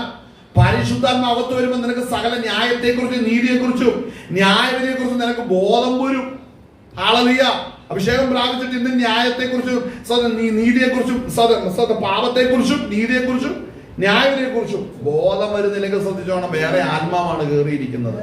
ചിലരുടെ ദേഹത്ത് കയറിയിരിക്കുന്ന വചനം പറയുമ്പോൾ തുള്ളിച്ചാടും, ദേഷ്യം വരും, നിങ്ങൾ തുള്ളി ഇങ്ങോട്ട് ഇറങ്ങി വരും. മറ്റ് കൈയടിച്ച് അരമണിക്കൂർ അന്യഭാഷയിൽ ആരാധന, അത് റെഡിയാ. അത് വേറെ ആത്മാവാണ്, പരിശുദ്ധാത്മാവല്ല. പരിശുദ്ധാത്മാവ് ഹൃദയത്തിൽ പാപത്തെക്കുറിച്ചും നീതിയെക്കുറിച്ചും ന്യായത്തെക്കുറിച്ചും ബോധം വരും. അവൻ ദൈവത്തിൽ ആത്മാവിൽ ആരാധിക്കുമ്പോൾ അന്യഭാഷയുണ്ട്, സ്തോത്രമുണ്ട്, സ്തുതിയുണ്ട്, വെളിപ്പാടുണ്ട്, ദർശനമുണ്ട്. ഇതെല്ലാം ഉണ്ട്. മനസ്സിലാകുന്നുണ്ടോ? വെളിപ്പാടും ദർശനം അന്യഭാഷയിൽ മാത്രം ഒരുവന്റെ ആരാധന ഒതുങ്ങുന്നെങ്കിൽ ഏത് ആത്മാവ് അത് ചെക്ക് ചെയ്ത് പോകണം. വചനം കേൾക്കുമ്പോഴാണ് ഇവർക്ക് പെട്ടെന്ന് ഇളകുന്നത്. ഇവരുടെ ഏറ്റവും വലിയ പേടി എന്നാണെന്നറിയാവോ? വചനം ആകുന്നത് പോലെ കേട്ട് കഴിഞ്ഞാൽ ഇവരുടെ അകത്തിരിക്കുന്ന സാധനമൊക്കെ ഇളകിപ്പോകും, അറിവുകളൊക്കെ പൊളിഞ്ഞു പോകും. ഇതാണ് പലരുടെയും ഉള്ളിലെ പേടി. അനേകരുടെ ഉള്ളിലെ പേടി ഇതാണ്. ഉള്ള വചനം ഉള്ളതുപോലെ കേട്ട് കഴിഞ്ഞ് ഇവൻ പിന്നെ പഴയ വഴിക്ക് പോകാൻ പറ്റത്തില്ല. ഇവൻ തിരിച്ചറിഞ്ഞ കാര്യങ്ങളൊക്കെ തെറ്റാന്ന് കേൾക്കുന്നതാണ് അവർക്ക് സഹിക്കാൻ മേലാത്ത. അതുകൊണ്ട് അവർക്ക് ആരാധന ഭയങ്കര ഇഷ്ടമാണ്. ഹീലിംഗ് സർവീസുകൾ ഭയങ്കര ഇഷ്ടം, വിടുതൽ ശുശ്രൂഷകൾ വലിയ ഇഷ്ടമില്ലാത്ത ഒറ്റ കാര്യമുള്ളൂ, സത്യവചനം കേൾക്കുമ്പോൾ ഇവനെ ഇളകും. അതേത് ആത്മാവ്? അത് വേറെ ആത്മാവാണ്. ആമേൻ. വായിച്ചാട്ടെ. അവന്റെ നിത്യശക്തിയും ദിവ്യത്വവുമായി അവന്റെ അദൃശ്യ ലക്ഷണങ്ങൾ ലോക സൃഷ്ടി മുതൽ അവന്റെ പ്രവൃത്തികളാൽ ബുദ്ധിക്ക് തെളിവായി വെളിപ്പെട്ടു വരുന്നു. പ്രതിവാദം ഇല്ലാതിരിക്കേണ്ടതിന് തന്നെ പ്രതിവാദമില്ലാതിരിക്കേണ്ടതിന് തന്നെ അവർ ദൈവത്തെ അറിഞ്ഞിട്ടും. കണ്ട, ഇവിടെ ശ്രദ്ധിക്കണം, അവർ ദൈവത്തെ അറിഞ്ഞിട്ടും അവനെ ദൈവമെന്ന് ഓർത്ത് മഹത്വീകരിക്കുകയോ നന്ദി കാണിക്കുകയോ ചെയ്യാതെ തങ്ങളുടെ നിരൂപണങ്ങളിൽ വ്യർത്ഥരായി തീർന്നു. ഇവിടെ ശ്രദ്ധിച്ച ഒരു കാര്യം പറയും, നിരൂപണം ഉണ്ടെന്നാ ഇവിടെ പൗലോസ് പറയുന്നത്. നമ്മളെക്കാളും കൂടുതൽ നമ്മുടെ നാട്ടുപാട്ട് നിന്നേക്കാളും അധികം ഞങ്ങൾ ഓണം ഉണ്ടതാന്നൊക്കെ പറയുന്ന പോലെ ചൊല്ലുണ്ടല്ലേ. പൗലോസിനോട് ചോദിച്ചാൽ പൗലോസ് പറയും, ഇത് എന്തുകൊണ്ടാണെന്നറിയാവോ ഈ അഭിഷേകം ഇല്ലാത്തത്, ദൈവത്തിൽ വിശ്വസിക്കാത്തത്? എന്താ കാര്യം അറിയാവോ? ആദ്യം നിന്റെ ഉള്ളിൽ കുറെ പൊട്ട നിരൂപണം ഇങ്ങനെ നിരൂപിച്ചോണ്ടിരിക്കും. നിന്റെ നിരൂപണം നിനക്ക് തീർന്നിട്ട് സമയമില്ല. എന്തുകൊണ്ടാ? വ്യർത്ഥമായ നിരൂപണങ്ങളിലൂടെ വ്യർത്ഥരായി തീർന്നു. ഇവിടെ പ്രശ്നം എവിടാന്നറിയാം? ഇവിടെ അല്ല, ഇവിടാ പ്രശ്നം. ചിലര് അരമണിക്കൂർ ഇരുന്നുകൊണ്ട് സ്തോത്രം ചെയ്യും, പക്ഷെ ഹൃദയത്തിലേക്ക് ചെല്ലുന്ന ഒരു കാര്യം കേട്ട് കഴിഞ്ഞാൽ ഉറങ്ങാൻ തുടങ്ങും. അതല്ലേ പ്രശ്നം? ഈ ഉറങ്ങുന്നവരാരാണ് ശ്രദ്ധിക്കണം? അത് ഹൃദയത്തിൽ ഇടപെടുന്ന വിഷയം പറയുമ്പോൾ സാത്താൻ പറയും, മോനെ നീ സ്ലീപ്പിംഗ് പില്ല് തിന്നോ, നീ ഇപ്പൊ മയങ്ങിക്കോ, നീ ഇപ്പൊ ഇതൊന്നും കേൾക്കണ്ട, കാര്യം നീ ഇത് കഴിഞ്ഞ് എല്ലാം ഉണരുന്നൊരു സമയമുണ്ട്. അപ്പോ എന്താ പറയുന്നത്, പച്ചക്ക് ഭാഷ നാട്ടുഭാഷ പറഞ്ഞ മരണദൂതൻ കഴുത്തെ ചങ്ങലയിട്ട് വലിക്കുന്ന സമയമുണ്ട്. ഇതൊന്നും കേൾപ്പിക്കത്തില്ല. ശ്രദ്ധിക്കണം കേട്ടോ. ഒരായുസ് മുഴുവൻ നീ വെറുതെ ഇരുന്ന് സമയം കളയല്ലേ, കാര്യങ്ങൾ ഗ്രഹിക്ക്. ഹല്ലേലൂയ. ഇത് ഞാൻ പറയുന്നതല്ല, വചനം പറയുന്ന കാര്യമാണ് ഈ പറയുന്നത്. അനേകർ ഹൃദയത്തിൽ പല സത്യങ്ങൾ ഗ്രഹിക്കുന്നതിന് സാത്താൻ തടസ്സമാണ്. സാത്താൻ എന്നാ ചെയ്യും? സാത്താൻ പറയുന്നത് ഞാൻ പ്രത്യേകിച്ച് ഒന്നും ചെല്ലും, ഞാൻ ചെല്ലുമ്പോ അങ്ങനെ ഉറക്കമാണ്. പിന്നെ ഒന്നും തന്നെ ചെയ്യേണ്ടതായിട്ട് വരുന്നില്ല. പിന്നെ എന്നാ ചെയ്യാന്? പിന്നെ ഇങ്ങനെ കണ്ണു തുറന്നു കഴിഞ്ഞ് കാര്യം പറഞ്ഞു കഴിഞ്ഞാൽ പറയുന്ന വിട് എന്റെ കുറ്റമാണ്, അതാ സാത്താൻ പറയുന്നത് അല്ലേ? അപ്പൊ ചുരുക്കത്തിൽ പിന്നെ ഫലത്തിൽ പിശാചിന്റെ പ്രവർത്തിയ കാര്യം, ഇവൻ ബലഹീനനാണ് താനും, പഴിയും ദുഷിയും പിശാചിന് കൊടുക്കുകയും ചെയ്യുന്നുണ്ട്, സത്യമായിട്ട് അറിയുന്നുമില്ല. ഇതെന്നാ തന്നെ നരകത്തിലേക്ക് റിസർവ് ചെയ്യുന്ന പോലെയാണ് ഇപ്പൊ കിടക്കുന്നത്. ഞാനൊരു കാര്യം പറയാം, കാര്യങ്ങൾ ഗ്രഹിക്കണം കേട്ടോ. പൗലോസ് വളരെ വ്യക്തമായി കാര്യങ്ങളെ അവതരിപ്പിക്കുമ്പോൾ കാര്യങ്ങളെ നമ്മൾ മനസ്സിലാക്കാൻ റെഡിയാകണം. എന്താണ് ആ വാക്യം പറയുന്നത്? ഒന്നും കൂടെ വായിച്ചേ. ജ്ഞാനികൾ എന്ന് പറഞ്ഞുകൊണ്ട് അവർ മൂഢന്മാരായി പോയി. അടുത്തത് 21 വാക്യത്തിന്, അവർ ദൈവത്തെ അറിഞ്ഞിട്ടും അവനെ ദൈവമെന്ന് ഓർത്ത് മഹത്വീകരിക്കുകയോ നന്ദി കാണിക്കുകയോ ചെയ്യാതെ തങ്ങളുടെ നിരൂപണങ്ങളിൽ വ്യർത്ഥരായി തീർന്നു. അവരുടെ വിവേകമില്ലാത്ത ഹൃദയം. അപ്പോൾ ആർക്കാണ് ഈ വചനം ഗ്രഹിക്കാൻ പറ്റാത്തതുണ്ട്? ഇരുട്ട് കയറിയവർക്കാണ്. അപ്പൊ ഞാനൊരു കാര്യം തിരിച്ചു ചോദിക്കട്ടെ. ഹല്ലേലൂയ. ഈ ലോകത്തിന്റെ ദൈവം അവിശ്വാസികളുടെ മനസ്സ് ഉരുടാക്കി, അല്ലേ? നമ്മളെപ്പോഴും വായിക്കുന്നതാണ്. ഈ മനസ്സ് ഉരുടാക്കിയാൽ എന്നാ പറ്റും? ഈ ലോകത്തിന്റെ ദൈവം, അല്ലേ? സ്തോത്രം. അതിന്റെ 2 കൊരിന്ത്യർ 4:4 ദൈവപ്രതിമയായ ക്രിസ്തുവിന്റെ തേജസ്സുള്ള സുവിശേഷത്തിന്റെ പ്രകാശനം ശോഭിക്കാതിരിക്കുവാൻ ഈ ലോകത്തിന്റെ ദൈവം അവിശ്വാസികളുടെ മനസ്സ് ഉരുടാക്കി എന്ന് ഇവിടെ പറയുമ്പോൾ, റോമാലേഖനത്തിൽ അവിടെ പറയുന്നൊരു കാര്യം എന്താണെന്നറിയാവോ? അവരുടെ വിവേകമില്ലാത്ത ഹൃദയം ഇരുണ്ടുപോയിരുന്നു. അപ്പോ അകമയുള്ള ഹൃദയദൃഷ്ടിക്ക് കുരുട് വന്നാൽ, അന്ധത വന്നാൽ പിന്നെ എന്ത് സംഭവിക്കും? അവരുടെ മനസ്സ് ഇരുണ്ടുപോകും. അപ്പോൾ പാപം നിമിത്തമോ വ്യർത്ഥമായ നിരൂപണങ്ങളോ നിമിത്തം ഹൃദയം മനസ്സ് ഇരുണ്ടുപോയിട്ടുണ്ടെങ്കിൽ ഇന്ന് പകൽനേരം അറുക്കപ്പെട്ടവനാകുന്ന കർത്താവിനെ ഇന്ന് പകൽനേരം ധ്യാനിക്കാൻ റെഡിയാകണം. ഹല്ലേലൂയ. എന്താ സ്പൂൺ ഫീഡിങ് തിയോളജി ആയിട്ട് പോയിട്ട് കാര്യമില്ല. ശ്രദ്ധിക്കണം കേട്ടോ. എന്നും പ്രാർത്ഥിച്ച് എല്ലാവരുടെയും കൂട്ടത്തിൽ ഇരിക്കുമ്പോഴേ പ്രാർത്ഥന വരൂ. എല്ലാവരുടെയും 4 പേരുണ്ടെങ്കിൽ ആരാധന വരുള്ളൂ. അങ്ങനെയുള്ളവരൊന്നും ദൈവത്തെ വ്യക്തിപരമായിട്ട് അറിഞ്ഞിട്ടില്ല. അവരെപ്പോഴും ചെയ്യുന്നത്, ഈ ഇരുട്ട് കയറിയവർക്ക് എപ്പോഴും 10 പേര് മുമ്പിലില്ലെങ്കിൽ അവന് പ്രാർത്ഥന ആരാധന വരില്ല. അകത്ത് വെളിച്ചമുള്ളവർ എവിടെയും വെളിച്ചത്തിൽ നിൽക്കും. ശ്രദ്ധിക്കണം. അകത്ത് വെളിച്ചം പ്രാപിച്ചവൻ ഏതു പ്രതിസന്ധിയിലും അവൻ വെളിച്ചത്തെ വെളിപ്പെടുത്തിക്കൊണ്ടിരിക്കും. അപ്പൊ വെളിച്ചമില്ലാത്ത ആർക്കാണ്? ഹൃദയം ഇരുണ്ടുപോയവർക്ക്. എന്തുകൊണ്ടാണ് ഹൃദയം ഇരുണ്ടുപോയത്? ദൈവത്തിന് മഹത്വം കൊടുത്തില്ല. എന്തുകൊണ്ടാണ് മഹത്വം കൊടുക്കാൻ കഴിയാതിരുന്നത്? ദൈവത്തിന്റെ അദൃശ്യ ലക്ഷണങ്ങളെ ഒക്കെ കണ്ടിട്ട് അതിനെ ഗ്രഹിക്കുകയോ അംഗീകരിക്കുകയോ ചെയ്യാൻ കഴിഞ്ഞില്ല. അതാണ് അവരുടെ മനസ്സ് ഇരുണ്ടുപോയത്. ആമേൻ, ഹല്ലേലൂയ. ഒന്നും കൂടെ വായിക്കാം. അവന്റെ നിത്യശക്തിയും ദിവ്യത്വമായ അവന്റെ അദൃശ്യ ലക്ഷണങ്ങൾ ലോക സൃഷ്ടി മുതൽ അവന്റെ പ്രവൃത്തികളാൽ ബുദ്ധിക്ക് തെളിവായി വെളിപ്പെട്ടു വരുന്നു. അവർക്ക് പ്രതിബന്ധമില്ലാതിരിക്കേണ്ടതിന് തന്നെ. അടുത്തത്, അവർ ദൈവത്തെ അറിഞ്ഞിട്ട് അവനെ ദൈവമെന്ന് ഓർത്ത് മഹത്വീകരിക്കുകയോ നന്ദി കാണിക്കുകയോ ചെയ്യാതെ തങ്ങളുടെ നിരൂപണങ്ങളിൽ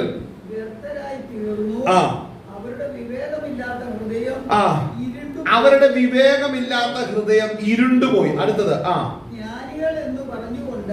ഇവരുടെ പ്രശ്നം ശ്രദ്ധിക്കുക. ഞങ്ങൾക്കറിയാം, ഞങ്ങളെ പഠിപ്പിക്കുമെന്ന് വേണം. ഇതാണ് നിന്റെ ഇരുട്ടിന്റെ അടുത്ത ലക്ഷണം. ഞാൻ പറയട്ടെ, നമ്മളെ തന്നെ ബുദ്ധിമാന്മാരെന്ന് എണ്ണരുത്. മനസ്സിലാവുന്നുണ്ടോ? നമ്മളെ ജ്ഞാനികളെന്ന് നമ്മൾ എണ്ണരുത്. നമ്മുടെ എല്ലാം പ്രശ്നം അതാണ്. നമുക്ക് എന്തെങ്കിലും അറിഞ്ഞാൽ അപ്പൊ പറയും എനിക്കറിയാവുന്നതുപോലെ. നിങ്ങൾക്കറിയാവോ, ഈ ചോദ്യം ഉള്ളവർ ഒരിക്കലും രക്ഷപ്പെടത്തില്ല. ഹല്ലേലൂയ. ചിലർക്കത് വലിയൊരു പ്രശ്നമാണ്. എനിക്കെല്ലാം അറിയാം ചോദിച്ചു കഴിഞ്ഞിട്ടുണ്ടെങ്കിൽ ചെന്ന് അറിയാവോന്ന് പരിശോധിക്കുമ്പോഴാണ് ഒന്നും അറിയത്തില്ല. ഈ ഹൃദയത്തിൽ ഇങ്ങനെ സ്തോത്രം ഉണ്ടായിക്കൊണ്ടിരിക്കുന്നത് ഹൃദയത്തിൽ എഴുന്നേറ്റ് വരുന്ന തടിച്ച ചില അനുഭവങ്ങളേ ഉള്ളൂ. ഇവനൊന്നും അറിയത്തില്ല. പക്ഷേ എല്ലാം അറിയാമെന്ന് അഹങ്കരിക്കുമ്പോഴാണ് നിന്റെ വീഴ്ച തുടങ്ങുന്നത്. മനസ്സിലാക്കണം. നമുക്ക് അറിവില്ലെങ്കിൽ അറിവില്ലെന്ന് പറയാനുള്ളൊരു താഴ്മ വേണം ജീവിതത്തിൽ. ആമേൻ. എന്തുകൊണ്ടാണ് പലതിനും ആളെ കീഴ്പ്പെടാത്തതെന്ന് അറിയാവോ? ആളെ താഴ്മ ജീവിതത്തിൽ ഇല്ല. ആമേൻ. എന്തുകൊണ്ടാണ് ചിലരുടെ ബന്ധനം അഴിയാത്തെന്ന് പറയാം? താഴ്മയില്ലാത്തത് കൊണ്ടാണ്. ജീവിതത്തിൽ താഴ്മയില്ലാത്തതുകൊണ്ട് ബന്ധനം മുറുകിക്കൊണ്ടിരിക്കുകയാണ്. താഴാൻ നീ പഠിച്ചാൽ നിന്റെ മേൽ കിടക്കുന്ന അന്യായ മുഖങ്ങളെ സ്വർഗം ഒടിച്ചു കളയും. അത് ഒടിയാത്തതിന് കാരണം എന്താ? നീ ജീവിതത്തിൽ അല്പം പോലും താഴ്മ അനുഭവിച്ചിട്ടില്ല. മറ്റുള്ളവരെ ശ്രേഷ്ഠനാന്ന് എണ്ണാൻ ഇവന് പറ്റുകയില്ല. ഇവന് ഓടി നടക്കുന്നത് ഞാൻ വലിയവനാന്ന് പറയാനും മറ്റുള്ളവരുടെ വാഗുണ്ട് ഞാൻ ശ്രേഷ്ഠനാന്ന് അവനെ കൊണ്ട് പറയിപ്പിക്കാനാണ് ചെയ്യുന്നത്. നിന്നെ എപ്പോഴാ സാത്താൻ ചപ്പൽ വിടുന്നതെന്നറിയാവോ? പലപ്പോഴും കർത്താവ് പറഞ്ഞു, ശീമോനെ സാത്താൻ പലവട്ടം നിന്നെ പാറ്റിക്കളയാൻ എന്നോട് അനുവാദം ചോദിച്ചു, എന്നാൽ നിന്റെ വിശ്വാസം പോകാതിരിക്കേണ്ടതിന്. അപ്പൊ എന്താ പോകുന്നത്? കർത്താവ് വിട്ടാ പോകുന്നത് വിശ്വാസമാണ്. എന്തുകൊണ്ടാണ് നിന്റെ വിശ്വാസം പോയെന്നറിയാമോ? നിന്റെ നിഗള ഹൃദയം കൊണ്ടാ പോയത്. മറ്റുള്ളവരൊക്കെ അവന്മാരെല്ലാം ഇങ്ങനെയാ അവന്മാരൊന്നും കൊള്ളത്തില്ല, ഞാൻ മാത്രം വലിയവൻ, ഞാൻ മാത്രം ശ്രേഷ്ഠൻ, എന്റെ അതടുത്തില്ലാതെ നിൽക്കാൻ കൊള്ളാവോ? അവൻ എവിടാ കിടക്കുന്നത്? ഈ ചിന്തയുണ്ടെങ്കിൽ നീ വീഴ്ചയുടെ ആഴത്തിലാണെന്ന് മനസ്സിലാക്കിക്കോണം. ആമേൻ. വായിച്ച അടുത്ത വാക്യം വായിച്ചു നിർത്താം.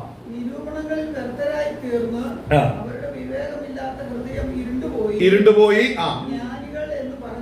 കണ്ട, ജ്ഞാനികളെന്ന് പറഞ്ഞുകൊണ്ട് അപ്പൊ മൂഢത അല്ലേ? മൂഢനായി പോയി. അതായത് ഇവിടെ പറയുന്നൊരു കാര്യം, അക്ഷയനായ ദൈവത്തെ ഗ്രഹിക്കാൻ ഇവർക്ക് മനസ്സില്ല. അക്ഷയനായ ദൈവത്തെ ഗ്രഹിക്കാൻ ഇവർക്ക് മനസ്സില്ല. കാര്യം ആ ദൈവത്തെ കുറിച്ച് പറയുമ്പോൾ ഇവരുടെ ലോകകാര്യം പറഞ്ഞുകൊണ്ട് ദൈവിക കാര്യം മറയ്ക്കാൻ നോക്കുന്നവർ ശ്രദ്ധിച്ചിട്ടുണ്ടോ? അവരെ രക്ഷപ്പെടുകയില്ല, ഒരിക്കലും രക്ഷപ്പെടുകയില്ല. വായിച്ചോ. അക്ഷയനായ ദൈവത്തിന്റെ തേജസ്സിനെ അവർ ക്ഷയമുള്ള മനുഷ്യൻ, പക്ഷി, നാൽക്കാലി, ഇഴജാതി എന്നിവയുടെ രൂപസാദൃശ്യമായി മാറ്റിക്കളഞ്ഞു. അതുകൊണ്ട് ദൈവം അവരെ തങ്ങളുടെ ഹൃദയങ്ങളിലെ മോഹങ്ങളിൽ സ്വന്തം ശരീരങ്ങളെ തമ്മിൽ അപമാനിക്കേണ്ടതിന് അശുദ്ധിയിലേൽപ്പിച്ചു. അപ്പൊ അങ്ങനെയാണെങ്കിൽ ഇവിടെ ശ്രദ്ധിക്കണം, ഇത് പെരുകും. ഈ വായിച്ച കാറ്റഗറിയിൽപ്പെട്ട സംഭവങ്ങൾ പെരുകും അല്ലേ?